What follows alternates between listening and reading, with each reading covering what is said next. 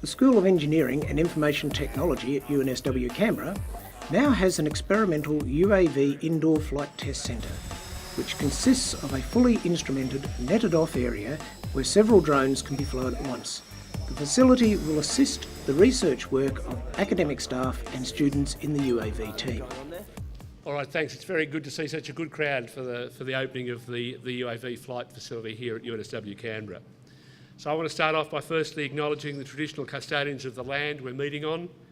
I acknowledge and respect their continuing culture and the contribution they make to the life of this city and this region.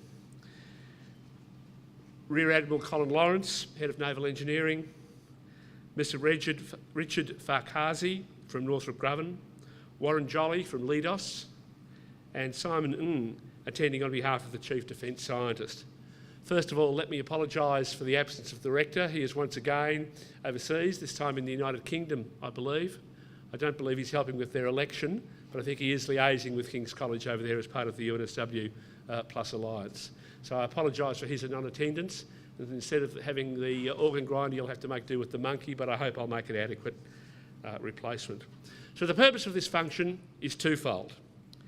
First, to formally open the new UNSW Canberra UAV experimental flight facility. This facility is an important piece of research infrastructure and enables the indoor testing of UAVs to develop new algorithms for activities such as swarming, guidance in cluttered environments, trusted autonomy, and lifelong learning for robots. So we're moving on at UNSW Canberra. We encourage lifelong learning in our students, of course, and now we're encouraging it in our robots as well.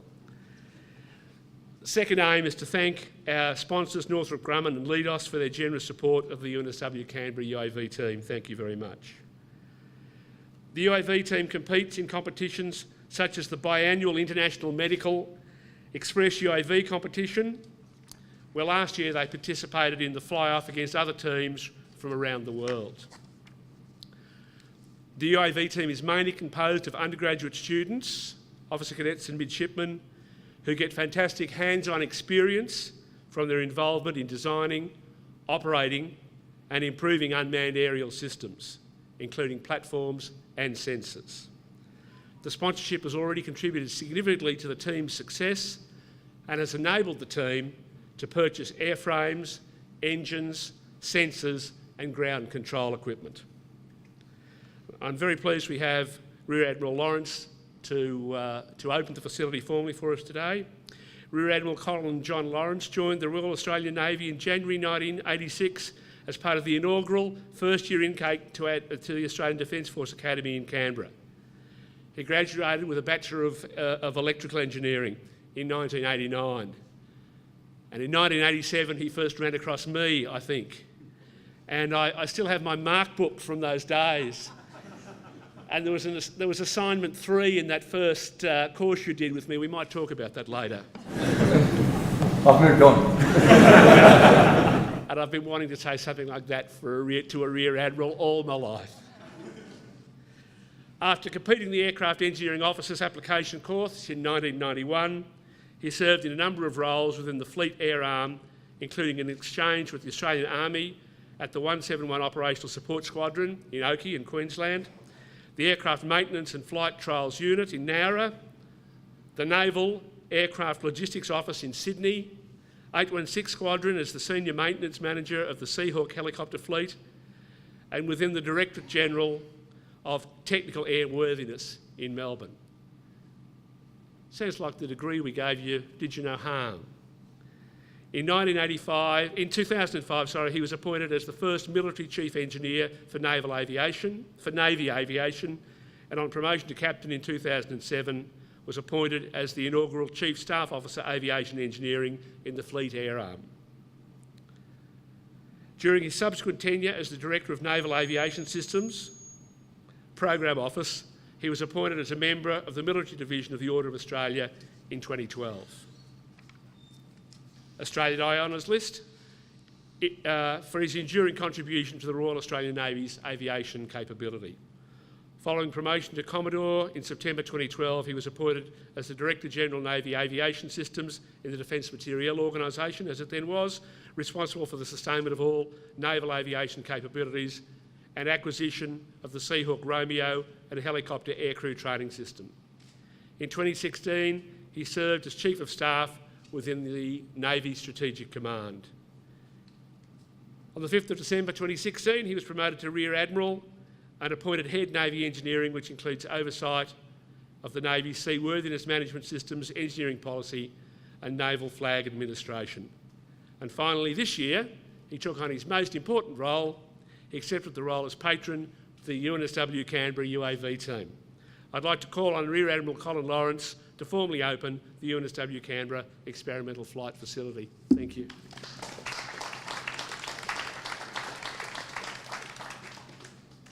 Thanks, John. I didn't leave the book. No, I'll get to that book later. But firstly, let me thank you for inviting me to be the patron of the UNSW UAV team. When Matt first contacted me about doing so, I didn't hesitate to agree. UAVs are a truly exciting technology, which are growing in popularity and used much more broadly than they ever have been in the past.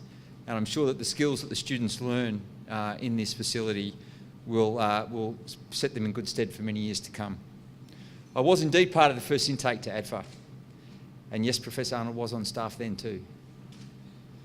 As electrical engineering students in those days, we did not have access to anything nearly as exciting as this facility. Indeed, personal computers were fairly new, and music was only just on the verge of being digitised, so that's a sign of how far things have come. The concept of an autonomous UAV was beyond our imaginations as students, and I strongly encourage all the students who get involved in these projects to take advantage of those things that are on offer. I also recall in that first year of the academy, in the very early part of the year, being programmed to a lecture hall that didn't have a roof on it. So when I stand here on the verge of the 30-year reunion of my graduating class next year, to see a facility such as this one is testament to the foresight investment of the University of the campus in Canberra. If we take a short look at the history of UAVs, in the 1840s, the Austrians were credited with the first use of a balloon to deliver explosives. And in the US Civil War in the 1860s, both sides used balloons for aerial reconnaissance. And although we wouldn't consider a balloon to be a UAV in today's definitions, they certainly were the start of humankind's attempts to deliver the military advantage through unmanned airborne technology. In 1918, just 15 years after the Wright brothers' first powered flight, the US produced the unmanned flying bomb called the Kettering Bug. With a rudimentary flight control system, it could fly at 80 kilometres an hour for a distance of up to 120 kilometres, and when it reached its target, it simply detached its wings and fell to the ground. In 1931, the Royal Navy built the first radio-controlled pilotless aircraft. 3 Fairy Queens were built as a variant of the Fairy Mark III reconnaissance biplane. They were catapult launched off a ship.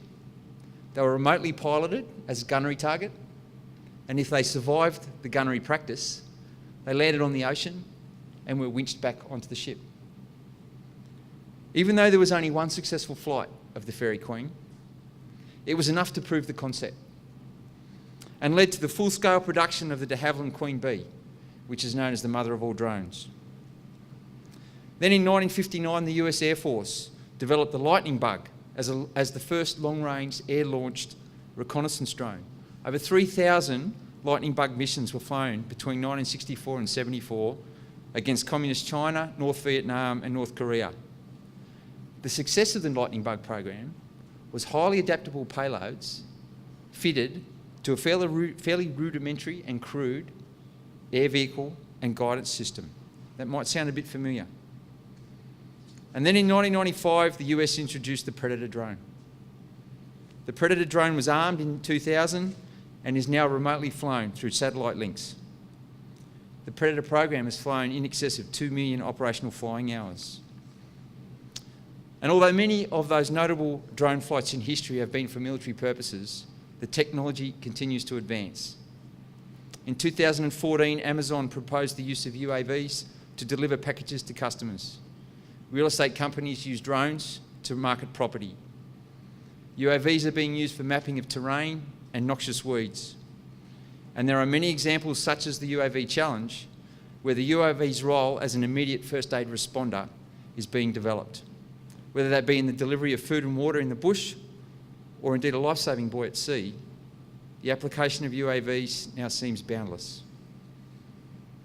In opening this facility today, I would leave you with the question though, how intelligent do we want these machines to be? We seem to know now how to fly them.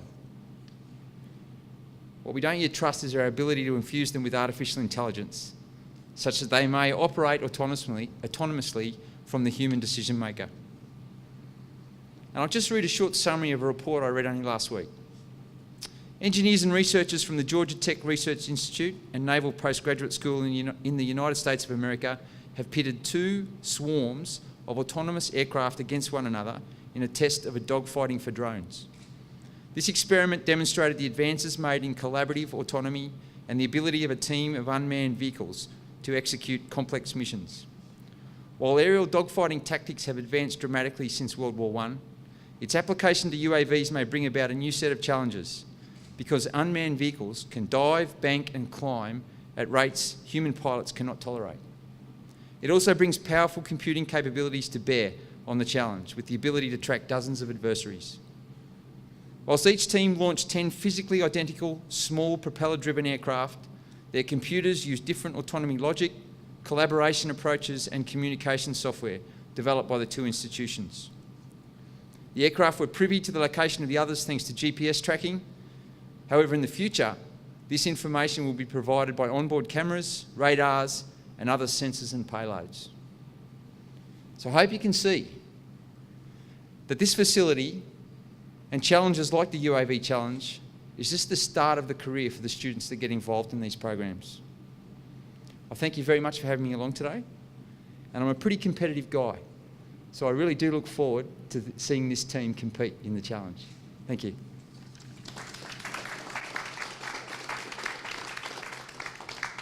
Thanks, Colin. Thank you very much, Rear Admiral Lawrence. I now invite Associate Professor Matt Garrett, to come forward and respond.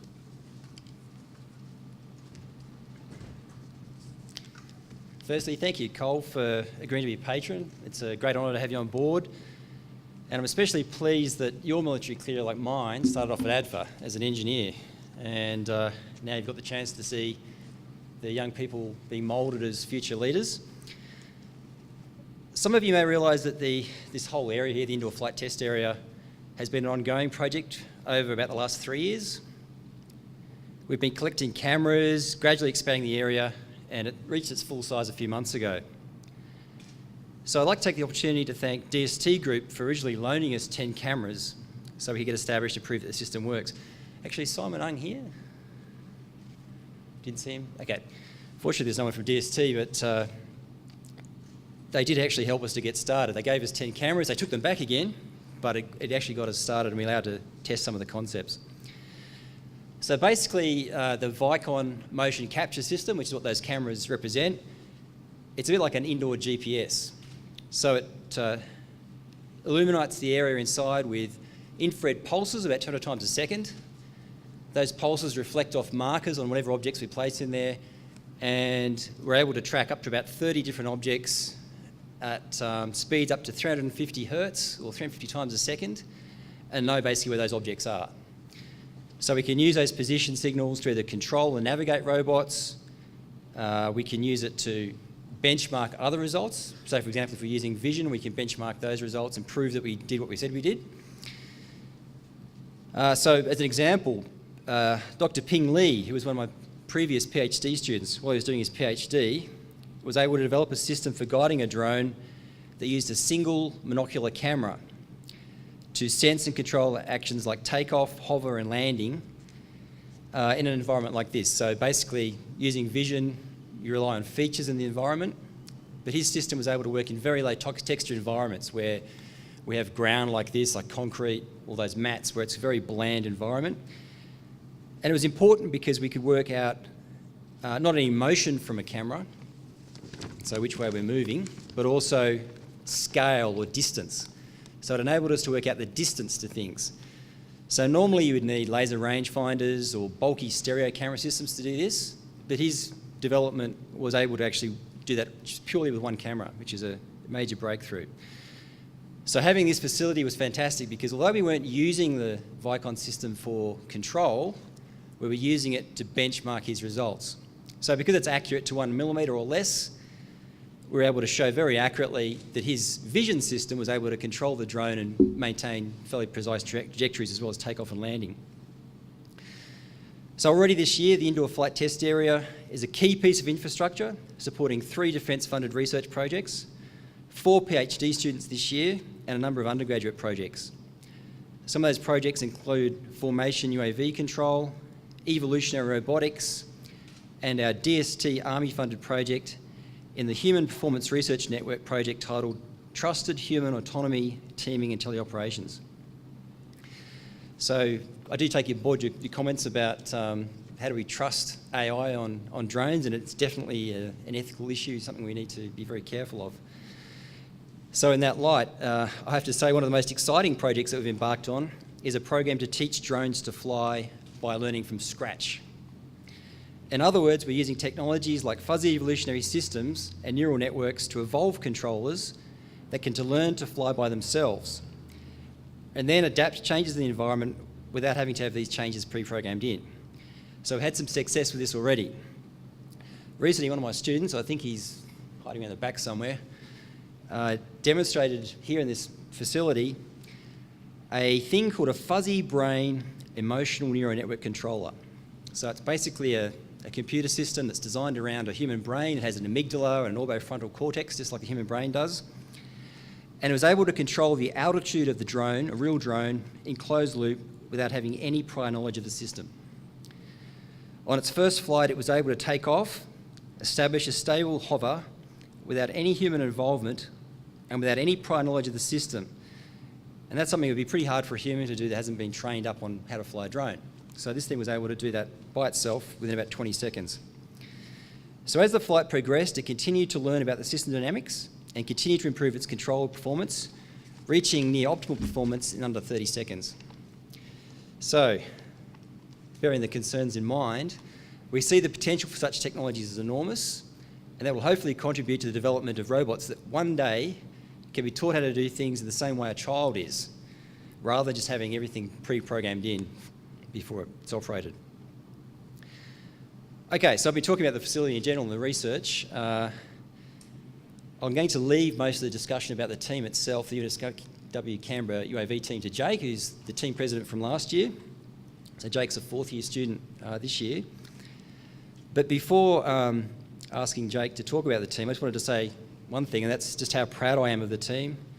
Last year I was able to go to Queensland with them to take part in the competition there, the UAV Medical Xpress Challenge. The lead up to that event was so frantic, it was incredible. It basically went over a year, that lead up and build up to the competition. Many technical challenges, many failures, a few crashes along the way. But despite the pressure of trying to balance their military and academic studies, they were able to make it into that final fly-off competition. I remember during the week of the competition that the team basically didn't sleep for a week. Some of the key members there, the only sleep they got, because they're up all night programming till 5, 6 o'clock in the morning, was on the bus ride in to the competition itself. So I haven't seen anything like that since I was on an exercise called Cryptic Challenge when I was in 2nd year at ADFA, a leadership challenge that you probably would have done too. It was basically Cryptic Challenge after academics. So this is an opportunity for me to thank them as well. Well done, team. I'm really very proud of you. So in closing, I'd like to thank Northrop Grumman and Lockheed Martin, which is now actually Leidos, for their very incredible and generous support of the team. It's allowed the team to have some top-notch equipment, which is actually going to make them quite competitive for the next competition. So thank you very much, Ian and Warren, for your support. And in appreciation, I'd like to just hand out a couple of small gifts. These are actually books about ADFA, the history of ADFA. And I'd also like to give one to you too, Colin. So,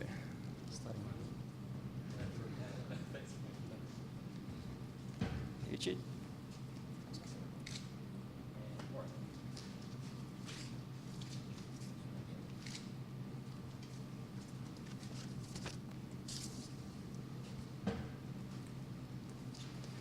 All right, thank you, Matt. I'd now like to invite Richard Fakashki, Director Strategy and Technology from Northrop Grumman, to say a few words. Richard. Thank you, Professor Arnold. I'll be very brief. Just first like to commend Matt and his team, the UAV team, for the fantastic work they do. Great facility, and really encouraging to see the guys getting involved and actively encourage them to keep on working in the field of UAVs. I would also like to commend Rear Admiral Lawrence for his patronage of the UAV team. Fantastic support that the students really need. I suppose I'd like to reinforce some of the words that Rear Admiral Lawrence mentioned and really stress the importance of UAVs, but not just UAVs, unmanned systems and autonomous systems. And we are getting into that scary edge of the envelope these days, but it's a really exciting and important part of the work that we do, how it contributes to the defence of our nation. Northrop Grumman's very involved with autonomous systems and UAVs in particular. We have the Triton platform, a high altitude, long endurance UAV ISR platform for maritime surveillance, etc., which hopefully will be in service in a few years' time. We have aircraft like the Fire Scout helicopter that does ISR, but is also now doing mine detection activities. We have RIBs that are doing autonomous mine hunting and things like that. And in the future, well, you see the little badge here, we've developed something called the X-47B. If you haven't heard of it, Google it. It's absolutely amazing. This is a unmanned combat aircraft. It's about the size of the JSF, fully autonomous, and it's actually undergone trials where it autonomously takes off and lands on aircraft carriers and does air-to-air refuelling fully autonomously. Remarkable system. And the work that's going on in the universities like here, the work that's being done by the UAV team and Matt's team really contribute to all the work that Northrop Grumman does as well. And we rely heavily on the technologies being developed in our schools. The complexity of our environments are increasing all the time, and the complexity of how we use the missions that we put to these autonomous systems is increasing all the time. Northrop, I'll just finish saying Northrop Grumman's very proud to be sponsoring the UAV team, and wish them all the very best with the challenge, and also wish Matt and his team all the best and good luck with the future work that they're doing here at the Flight Centre. So thank you very much.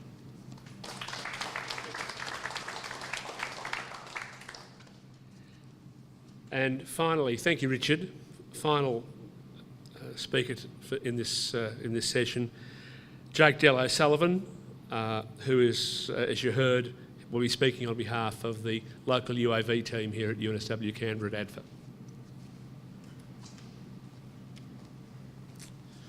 I also would like to start by thanking Rear Admiral Colin Lawrence for accepting and becoming the UNSW Canberra UAV team patron. Thanks.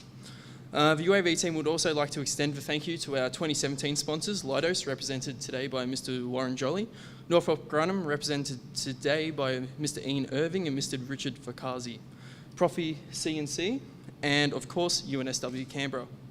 The support and backing provided by our patron and sponsors will ensure that the UAV team can continue developing young engineers in the field of aerospace into the foreseeable future.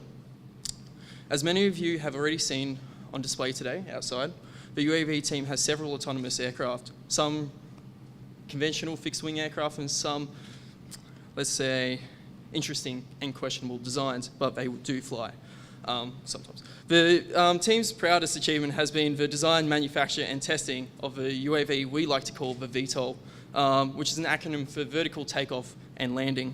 The aircraft is a hybrid design where the team has merged a fixed-wing aircraft with a vertical lift capability provided by 4 electric vertical lift motors, similar to a quadcopter. Few-like systems existed at the time of its construction. However, I do credit Canberra UAV and specifically Andrew Tridgell for expanding the Ardu Pilot flight controller software to include this amazing feature. Canberra UAV has provided mentoring for our team over the past 3 years, and especially last year. Without them, we could not have achieved what we have. The UNSW Canberra UAV team is currently focused on competing in the biannual Medical Xpress Challenge, next held in 2018. The aim of the challenge is to autonomously launch and fly an aircraft a distance of 30 kilometres to find a flood-stranded person who needs a blood sample urgently taken to their doctor. This challenge allows a demonstration and continuous innovation in cost-effective civilian UAV systems that can help save future lives. The UAV challenge has many inherent problems such as long-range communication, autonomous flight controller hardware and software, image recognition, and landing within a close proximity to trees and buildings. The competition organisers judges the team's competency in producing and operating a compliant and safe UAV system based on 3 deliverable reports, sequentially submitted over a 2-year lead-up period. Through each of the deliverable reports, the number of teams are reduced until the top teams are chosen. For the 2016 competition, 64 teams entered. Our team, along with another 9 teams who passed all 3 deliverables, were allowed to demonstrate our mission capability at the competition. Even though we had over 10 hours of autonomous flight between the 2 UAV systems outside, stuff does go wrong. And so on the autonomous vertical takeoff, one of the 4 vertical lift motors failed due to a circuit design flaw. As you can imagine, it had a quick and rapid descent after that. However, due to our fantastic landing gear design and sturdy construction, the damage was minor. As you can see, it's sort of not too bad. We were able to demonstrate our secondary aircraft capability, which acts as an airborne communication relay. We performed a short and fast autonomous flight in the 50-kilometre-hour winds with a flawless manual landing. I believe at this point I have to provide credit to Flight Sergeant Justin Galbraith for that landing. Thanks. Flight Sergeant Galbraith has dedicated a significant amount of time to flying the UAVs manually during the testing phase and saving them from disaster when unexpected problems arise during autonomous flight. The team would also like to thank our previous sponsor, Lockheed Martin, for their support in 2016. Lockheed Martin provided vital funding to allow the UAV team to develop our UAV systems for the 2016 UAV Challenge. And Mr. Warren Jolly helped the team secure this funding and provide publicity throughout both Lockheed Martin and Leidos. As Lockheed Martin Information Systems and Global Solutions business segment was merged with Leidos, our future sponsorship from this aspect will be provided by Leidos. Again, thank you, Warren. The UNSW Canberra UAV team, with the support of many people in this room, as previously mentioned, is ensuring that students of UNSW Canberra have the opportunity to improve their engineering skills in a practical environment. I know personally I have learnt a great deal by being involved with the team. I've had the leadership opportunity of Captain and Chief Engineer in 2016. I've designed many components on the aircraft. I've assembled many parts, spent many hours setting up the UAVs at the flying field and configuring the software, and many more hours watching these creations soaring through the sky. I should also add that I've learnt a great deal from the mistakes I've made in developing these UAVs. At the end of this year, I'll be finishing my 4-year electrical engineering degree, and early next year I'll be posted to an Air Force unit as a junior engineer. I believe that I'm further prepared than I would be if I didn't have this great experience from the UAV team. To the other members of the UAV team scattered throughout the room, and a lot that couldn't make it here today due to other military commitments and classes, I hope you get these amazing learning experiences as I have and become better engineers from these lessons. Thank you.